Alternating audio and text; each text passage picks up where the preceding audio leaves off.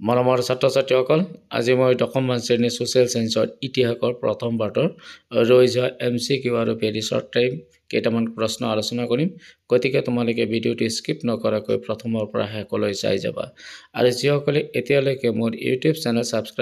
subscribe কৰা নাই তেখেতসকলে কাষত থকা বেল আইকনটো বজাই মোৰ ইউটিউব চেনেল সাবস্ক্ৰাইব কৰিবা নতুন ভিডিঅ' চাই থাকিবা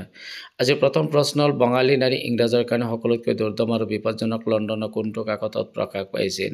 ইয়াৰ এনসাৰটো হ'ব ডেইলি টেলিগ্ৰাফ নামৰ বাতৰি কাকতত প্ৰকাশ পাইছিল দ্বিতীয়টো প্ৰশ্ন হৈছে মুছলিম লীগৰ কাৰ্যালয় কিমান খ্ৰীষ্টাব্দত লক্ষ্ণৌলৈ স্থানান্তৰিত কৰা হৈছিল এনসাৰটো হৈছে 1910 খ্ৰীষ্টাব্দত স্থানান্তৰিত কৰা হৈছিল মুছলিম লীগ নামৰ ৰাজনৈতিক অনুষ্ঠানটোৰ জন্ম কেতিয়া হৈছিল 1906 চনৰ 30 ডিচেম্বৰ তাৰিখে জন্ম হৈছিল নাইটহুড উপাধি পোনপ্ৰথমে কোনে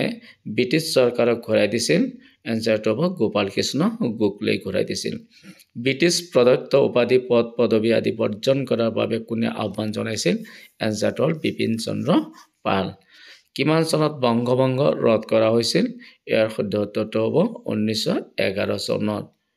তাৰপিছত প্ৰশ্নটো হৈছে কাৰ পৌৰোহিত্যত অনুষ্ঠিত জাতীয় কংগ্ৰেছৰ অধিৱেশনে ভাৰতীয়ৰ বাবে স্বৰাজ বিচাৰি প্ৰস্তাৱ গ্ৰহণ কৰিছিল এনসাৰটো হ'ব দাদাভাই নৌৰোজীৰ সভাপতিত্বত কাৰ নেতৃত্বত ছাত্ৰ সংসদ গঠন হৈছিল এনসাৰটো হ'ব সুৰেন্দ্ৰনাথ বন্দ্যোপাধ্যায়ৰ নেতৃত্বত ছাত্ৰ সংসদ গঠন হৈছিল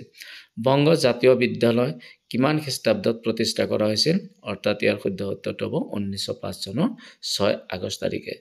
ভাৰতী নামৰ পত্ৰিকা কোনে সম্পাদনা কৰিছিল এনসাৰটো হ'ব সৰলা দেৱী চৌধুৰীয়ে সম্পাদনা কৰিছিল